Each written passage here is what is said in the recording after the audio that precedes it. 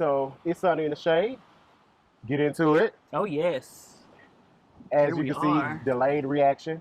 It's the awe of it all. Child. So we've been down here in Puerto Rico. As you like to call it.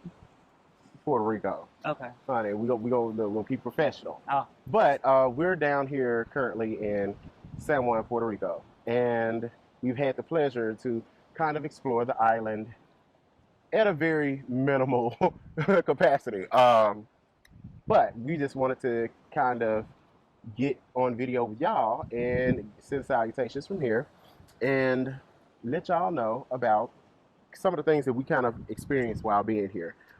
So that looked like we did the America thing and went to the mall. We did go swimming here, which was enjoyable. I enjoyed it. We did not go to any clubs. I personally am not a club person. So I really don't do I don't do large crowds anyway. So the club wouldn't have not been a lick for me. But are you a club person? I am. I do like to go out and cut a little rug. Depends on, what it's given and see. I always like to see what the nightlife is like in a lot of different places that I go and visit. Especially having been to Orlando and seeing what their nightlife is like. Yeah. It was definitely an experience. So I would think that if I do come back to Puerto Rico, I will definitely put that on my list of things to do. I don't know. I be like, fuck their club, fuck their rugs and everything else. I'm old school, and I'm old in every sense of the word. I believe. I think I've kind of have the mentality. I've been there, done it. So I don't think there's anything new under the sun. It just goes in rotation. And so for me, I would need to be promised a new experience in order for me to partake and be like, okay, this is gonna be fun. You know? Yeah. No, I get that. Yeah. I totally get that. But before we go ahead and get started with talking about anything, we have to go ahead and level the room. So, as you always know, we're always taking questions for Ask Good Judy. You can ask Good Judy about, your love life, family dynamics. Even if you want to talk about the bitch who constantly want to act like they your boss, but they ain't getting paid on this scale. It's always those people around. Always. Right? And so the thing is, just go ahead and send in your questions to itssunnyintheshade@gmail.com. And how it's said is how it's spelled. Also, if you're interested in advertising your business dollars to the Black LGBTQ community, like us, girl, you can send your dollars with us to places like Puerto Rico.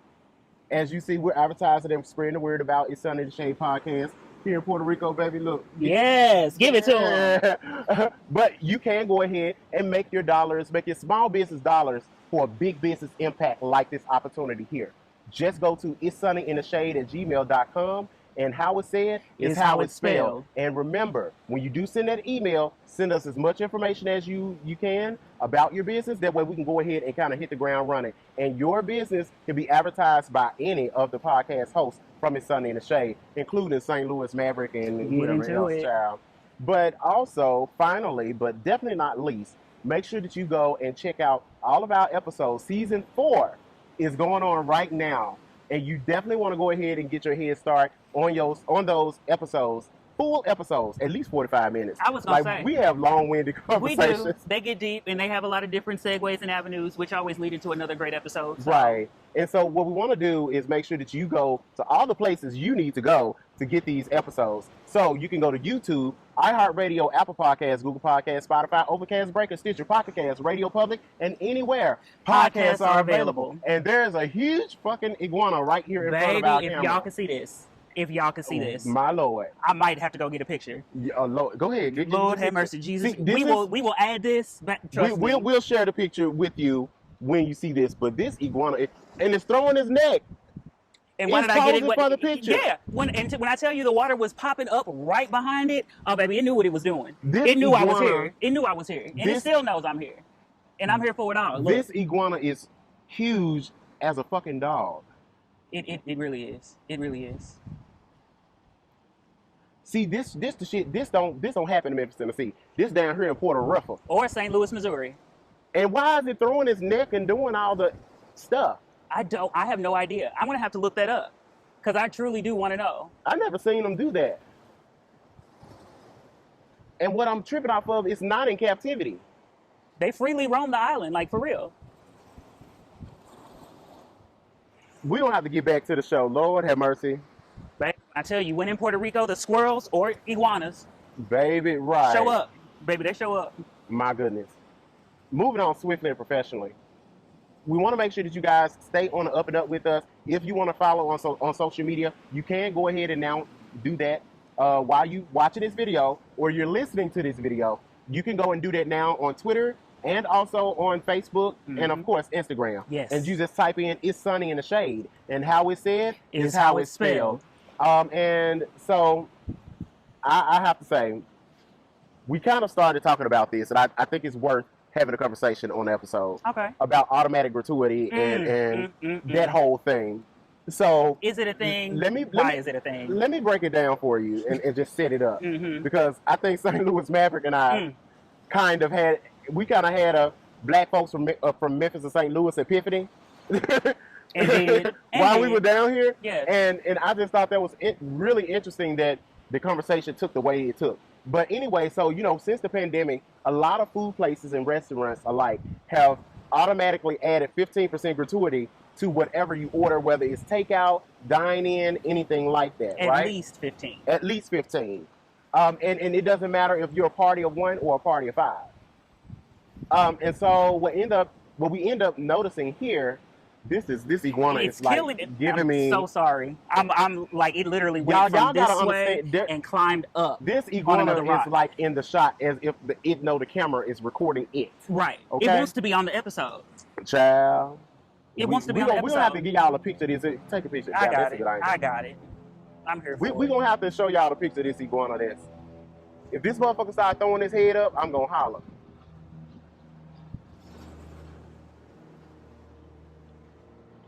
Yeah, it's definitely real. When I tell y'all, it's crazy. I almost know that you take. Yeah, it posed for the picture, and there it went. And there it go. Like yeah. Come take my picture. That's what it's doing.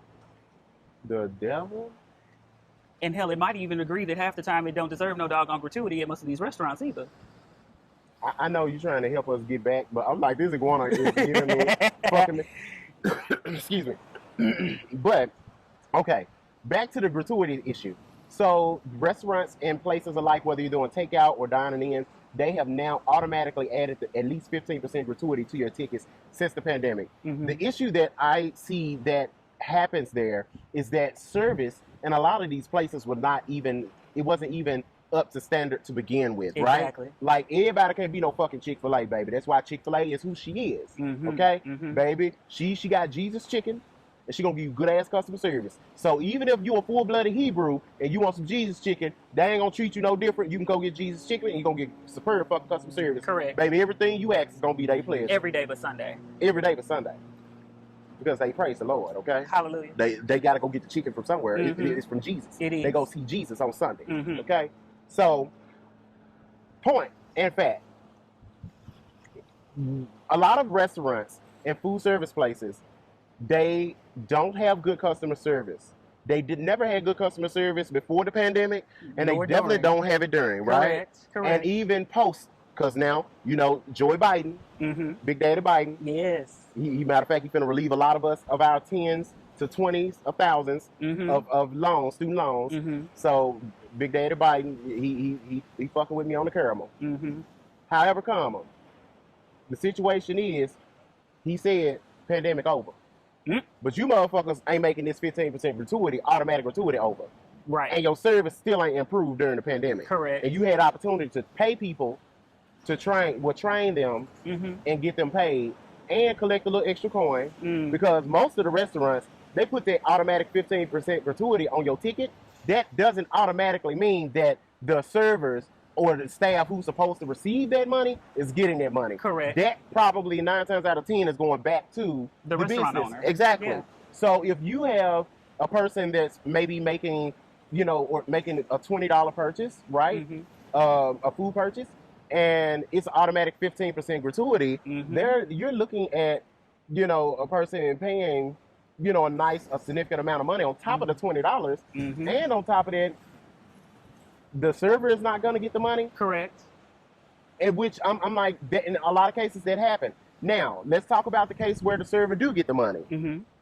What if the service was bad? Because that happens. That is a reality, right? Definitely. And so the thing is, for me, I'm like, what I don't need you to do is to cock my leg up to fuck me. With no lubrication. Most cases. Moving on swiftly and professionally. Being honest. I'm not, look, y'all go back to season 3 with Keep It 100. You'll learn everything you need to learn about that. Correct. But I just think that it's a little much for them to do the automatic 15% gratuity at least on people's ticket items in a restaurant or food service in business. What do you think about that? I definitely agree, and I would say take it a step further. Let's say, for instance, you go to an establishment, they have that automatic gratuity, and your service is actually quite amazing. I am less inclined to give you more than the automatic gratuity that you put on my bill, because at this point, you've already valued your service.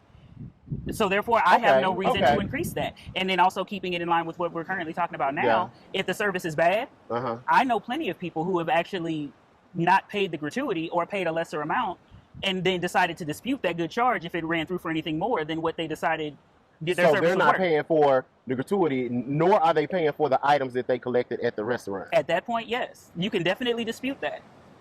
With your bank or whoever your debit card or credit card is with, trust me, there are plenty of people who do that. That ties the individual up who making a complaint.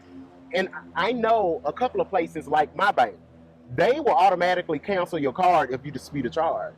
And so now you have to go, kind of jump through hoops in accessing your money and making purchases and things like that. And like me, I have a lot of stuff on auto pay. Right. So that is a huge inconvenience for me to have to go and put another card on everything that I had on auto pay, because I do have so many things on there. Yeah, and I mean, you definitely have to weigh that out, because I know with me personally, if I did make a dispute on a particular charge, they would ask me about the charges surrounding that purchase, and I would say yes, yes, no, being the restaurant, and then yes, yes, and yes. Okay. So that's it. Again, it really depends on every person's situation, but there are points where it's like the principle needs to be made where you need to understand that because you're giving substandard service and you think that you're safe and you're entitled to this gratuity, and you're truly not, because my food came out late.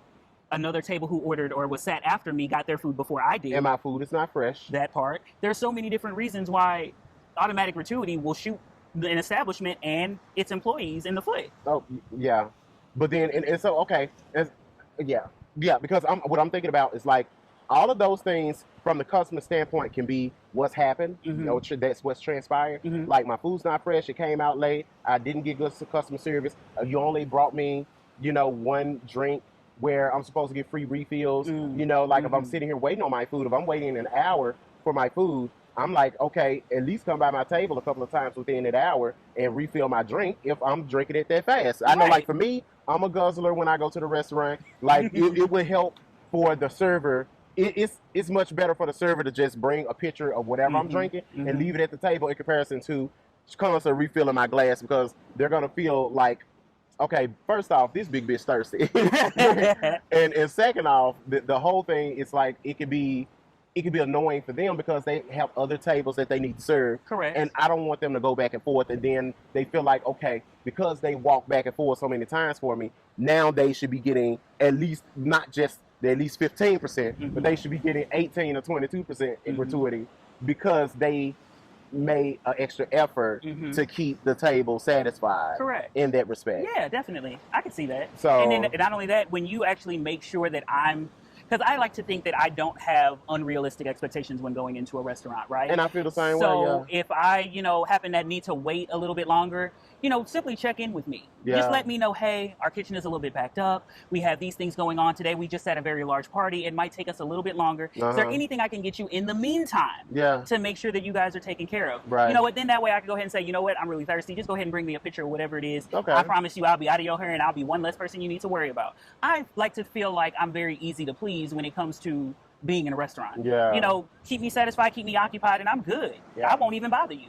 Now. And I do know those people who are hellraisers in restaurants. Yeah, let's like talk about those I do know people where, like, if their food is not piping hot fresh, they will send it back to the kitchen, and they're like, no, they almost need to be watching you walk from the kitchen to their table with the food fresh smoke bouncing off of it. More like watch you cook it than put it in the window. Watch the person be like, okay, I need you to bring me my food now because it needs to be right here. Yeah. Like, I'll be at my table waiting, even though I'm standing in the expo window watching you prep my plate. And that is definitely a real thing. And I feel like in some cases, not all, in some cases, the waiter really does, or whoever is serving the actual, customer, they have a very fine line to walk when it comes down to being able to offer exemplary service, because we understand the fact that not everything is in our servers' hands, right? We can't help the fact that I ordered my steak medium rare and it comes out well. Like, that's clearly the cook's issue. But a lot of the time we like to pass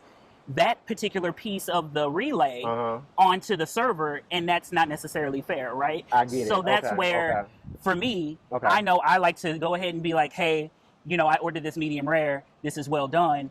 Is there any way I can send this back and have the cook remake it? Now, at that point, I'm giving the cook the responsibility to fix this issue. Yeah. And then I would definitely wind up talking to the manager and letting them know, hey, we might need to revisit how we're training the cooks to the point where they know what medium well looks like or medium rare looks like or whatever.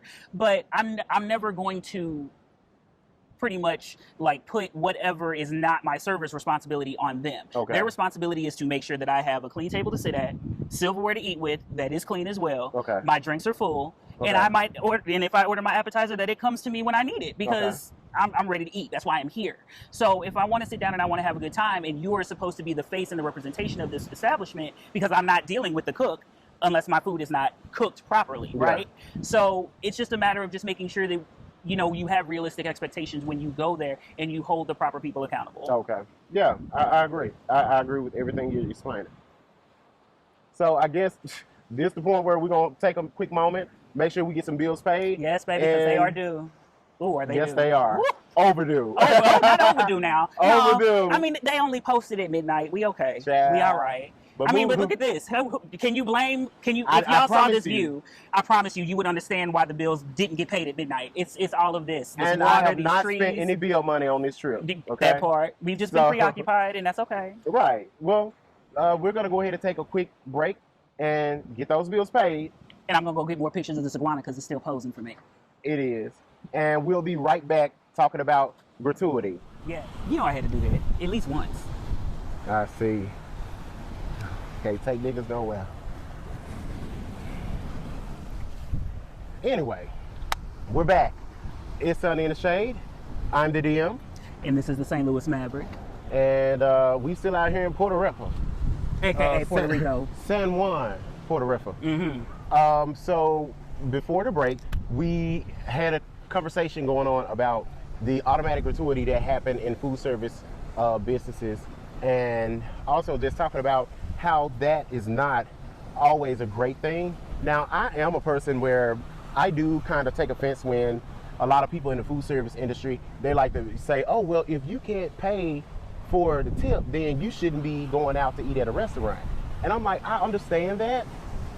However, the thing is, if you give me good customer service, I don't have to then negotiate if I'm trying to pay you a gratuity or not. Like, it's an automatic situation. And I feel that to a degree is almost strong-arming in businesses. It's almost like the same issue and problem that we have when you have like price gouging that happens with gasoline purchases.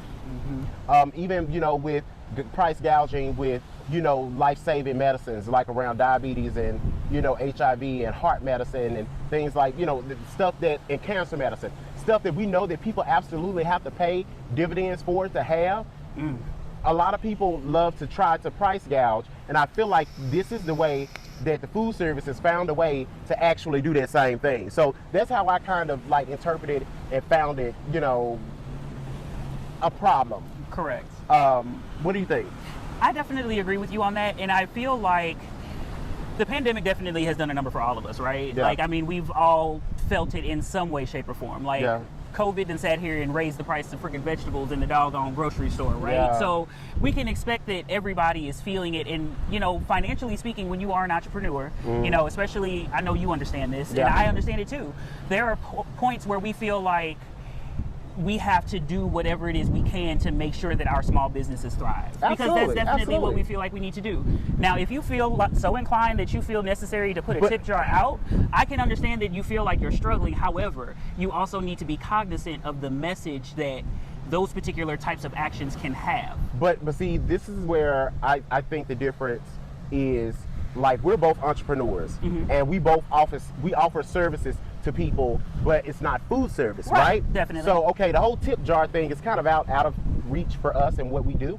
However, I'm still looking at it from the standpoint where when we're talking about, and we try to do everything we can to keep our businesses going, which I think that we essentially had done that for our business. Like, I got PPP money that covered, my business being able to survive throughout the pandemic. Baby, and I wish I could have had And some. I did it, and it was forgiven and everything. I did what I needed to do with that money. However, my thing is, what we're not doing is out here robbing people with invoices and robbing people at point of sale mechanisms. Correct. To keep money in our business and keep our bills paid. Like, I have not done that. Like, I offer a plethora of services for people, and I actually gave gouging discounts for people who needed my services because they were in need of the services, and they needed to, they wanted me and my expertise to, to lay my hands And on it's the definitely project. worth it. Correct. Right. So when you made the statement where we do anything that we need to do for our businesses, I think that's absolutely correct and accurate. However, the difference between your positive intent behind that statement is not what people are doing out here, which is why we're even talking about the issue behind 15% at least automatic gratuity on these meal tickets. And let me specify as well. When I made the comment, I also said we need to be cognizant of the message that tip jar is sending. Yeah. That's really where it leaves room for the interpretation, right? Because the other thing is too, while you might not put something in there, somebody else might be inclined to. So they're literally taking the chance, stating, okay, hey, look, I'm a struggling entrepreneur just like everybody else is out here, and this pandemic also affected me in some negative ways. So, and I'm not even gonna lie to you, while I might not put anything in there, I do see loose change, or I might see a couple of dollars in that tip jar, which to that entrepreneur might say, hey, this was still $3 extra that I didn't have, or that could have been the extra cookie that I didn't have to sell, or that might have to have been a piece of merchandise that I didn't have to let go of in order to still obtain that little bit. And we all understand too that a little bit goes a long way, and especially in other industries. So I totally agree with you with the message that you receive when you see that jar. I wholeheartedly feel it, and I feel the exact same way about it. And give me my opportunity to explain what that message is when I receive it. Right. So usually when I go in places of business and I see a tip jar, I don't know why I have this interpretation of thus, but I do. It's a negative interpretation. I feel that the tip jar is almost like being panhandled before you get to the business or door or to the counter or have your order placed. Like, it doesn't even have to be food service. Like, it could be, Starbucks. Well, that's Coffee. to a degree food service. Sorry. But I'm like, this could be like, I would think like an Office Depot or, more of a Walmart or something like that. It could be any kind of business that has a tip jar. For me, as a customer, I'm like, the pact, the standard and the pact is, you give me good customer service, you have my product that I'm looking for, and if I feel inclined, not only am I gonna pay for whatever it is that I got from you, but I'm gonna spread the word, I'm gonna come back and shop with you again, and you're gonna have a loyal customer. Correct. That's the pact. That's the contract for me when I come into your place of business. Right. When you put the tip jar up there, you almost tell me, okay, it's almost panhandling, like I said earlier, where it's like, oh, well, even though you're spending XYZ amount of dollars in my business, it still isn't enough. Okay. There we go. And that's where I'm like Smokey's mama. Well, bitch, make it enough. Yeah. Because I'm like, this ain't enough. Yeah, make it enough. Are you sure? Because if that means I got to come out of my pocket. I said what I said. And he meant it. Make it enough. And he meant it. He did. So, because my thing is this.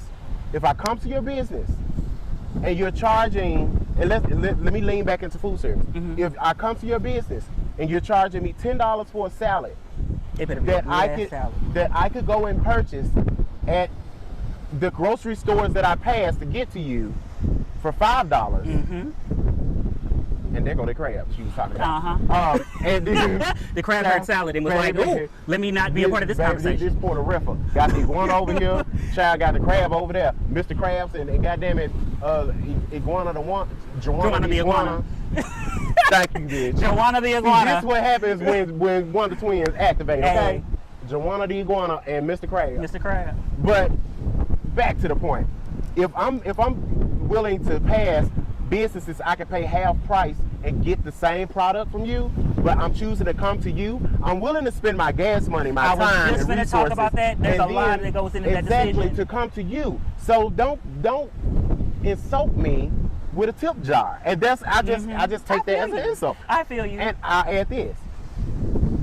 Even if you give me good service there, I'll say if you gave me exceptional service. Exceptional. You gave me exceptional service, that means I'm going to try twice as hard to not only come back, but I'm bringing somebody with me.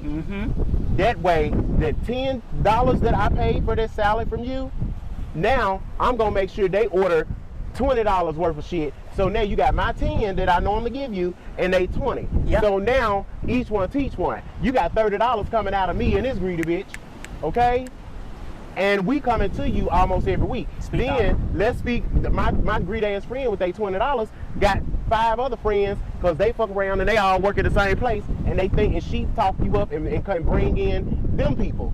Or I come to you every Friday and make a big order for work anyway because they enjoy the product so much. I might want to go ahead and drop $40, $50 every week on Friday because I don't want to cook on Friday. And let's even take it a step further like that, right? If you have taken the time, you have put in the energy into your customer service to ensure that people like us return, because I'm not gonna lie, when I say I'm not difficult to please, that doesn't mean that I like substandard service.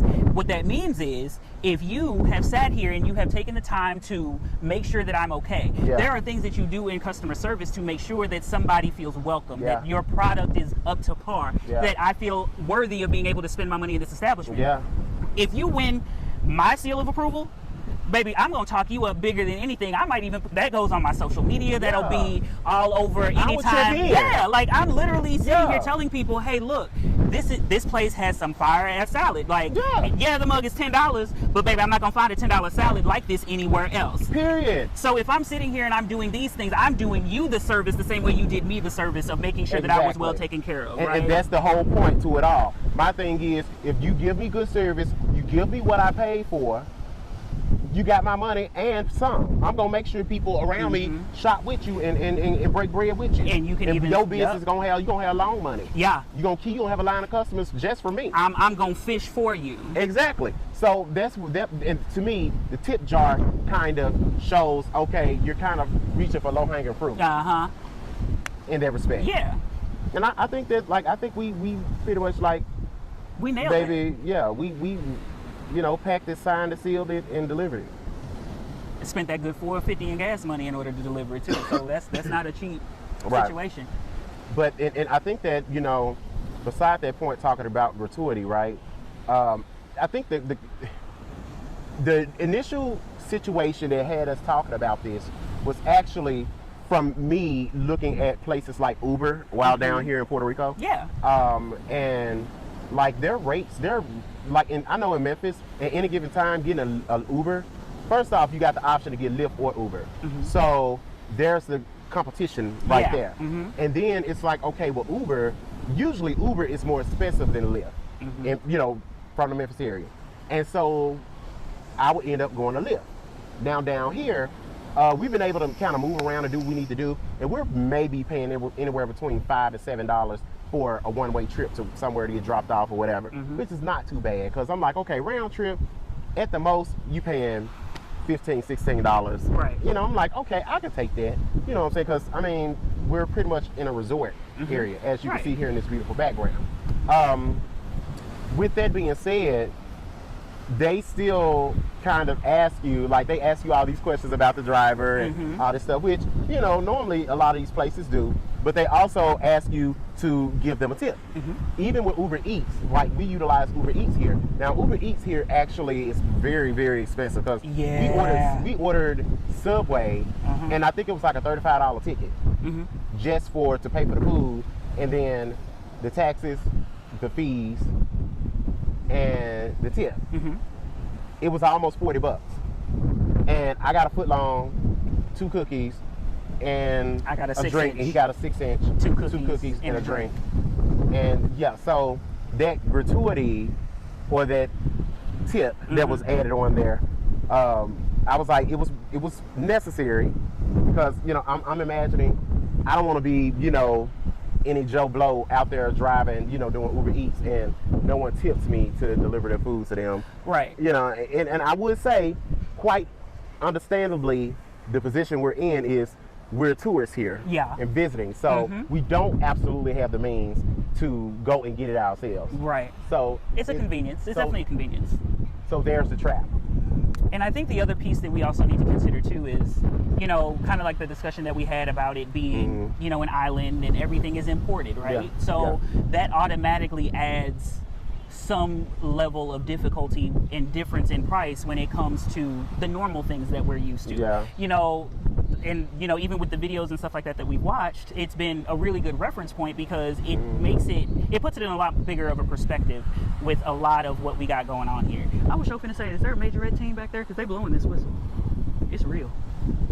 But you know, kind of bringing it back a little bit, like just to be able to understand that because we are on an island and everything is automatically kind of hyped up because of an import tax or something like that, as far as, you know, the availability. People pay for, you know, the availability of some things that we might take for granted as having on a regular basis. So, you know, that taking that into consideration, I can understand how and why some things are more expensive. However, don't rest on the laurels of thinking that because something is more expensive that you get to slack on the services that you provide, in which we need to obtain those same goods and services, because that's just not fair. And it's very unrealistic. And I think that, you know, the people of Puerto Rico are experiencing that disparity and hardship where they're probably being taxed and overcharged for so much that they have to import to the island, although it's absolutely a part of the chain of islands that would be considered paradise in the Caribbean.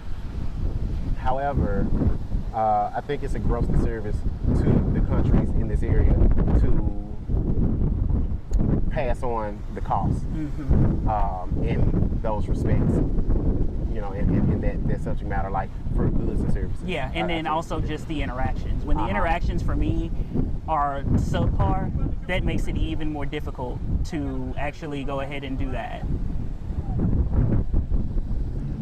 So we'll go ahead and I think we smacked it, flipped it, and rubbed it down on this subject here, baby. But gratuity. Is it a must? It's a whole conversation. I say that much. It definitely is that. But I think that, like, I didn't notice the episode. They've been chewing me up. Well, I ain't been feeling no bites, but no, baby, I felt like 2 others. They real. They out here. Anyway, though, thank you guys so much for sitting with us, talking about gratuity, and just even, you know, enjoying this great scene and this weather here in San Juan, Puerto Rico. We made it to Puerto Rico, honey. We were out off the mainland in another country. We came, we saw, we absorbed and enjoyed. I definitely enjoyed. I will say that. I think I've enjoyed every opportunity that I've had. But I do have the desire to have more opportunities here. So maybe making another trip to Puerto Rico is not outside the question, because I do want to have an opportunity to do it on my terms. That is a great point. I like the way you put that. That's definitely something. I know you was looking at me like, what, bitch? And y'all did, if they only knew the backstory. That's okay. You know what? It's fine. You said what I needed you to say. I'm good with it. Anyway, before you go ahead and log off and you disconnect with us, I do want to remind you, remember, ask Good Judy questions. If you have questions or scenarios and you want us to address them right here on air with all of your Good Judies, not just myself and St. Louis Maverick, we both can, get on there. We also got First Lady, Yes. and, One Piece Fish, and Baby, I can't wait to Dr. see Carl, her. and everybody. And shout out to all y'all. It's nothing but love from Puerto Rico, from Puerto Rico. Yes. Even shout out to T.S. Madison. You know I'm a big fan of T.S. Madison. Yes, you are. Reckon.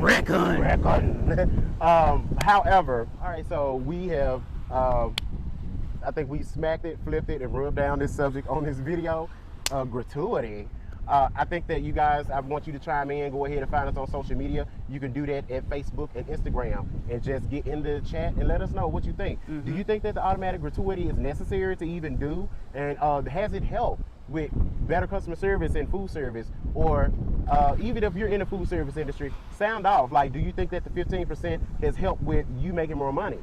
That's really the question. Yeah, that's really Is the it question. showing up in your pocket or in your Company's pocket or your boss? Yeah. Secondly, I definitely want to make sure that you guys send in your questions and scenarios and issues about anything that you're dealing with in family, love life, relationships, jobs, even with your new boss, your old boss, anything that's going on in between. Mm-hmm. And let us chime in on it on air. We'll answer your questions right here on air on It's Sunny in the Shade.